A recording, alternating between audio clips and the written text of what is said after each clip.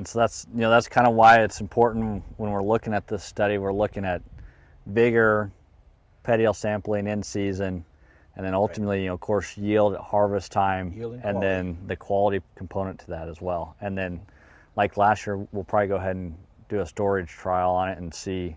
Looking for shrink, yeah. Yep. Mm-hmm. So yield is where the money is.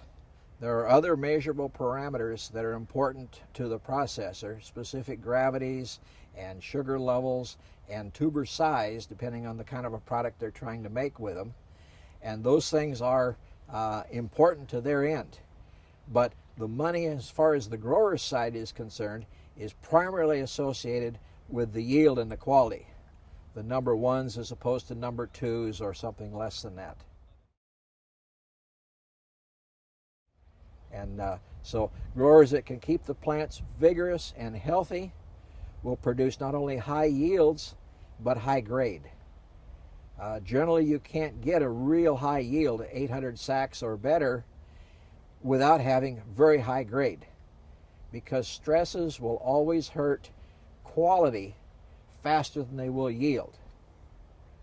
And so we don't want those stresses to be a part of the program. We try to minimize those by the cultural practices that a grower is actually implementing on a day-to-day basis. And they do that quite well.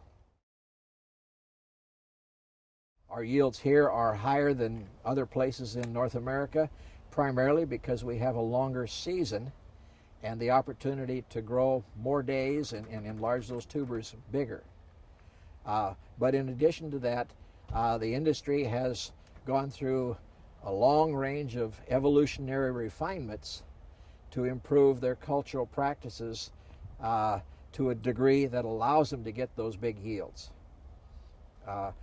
Those aren't possible in some of the shorter season regions, but the quality could be.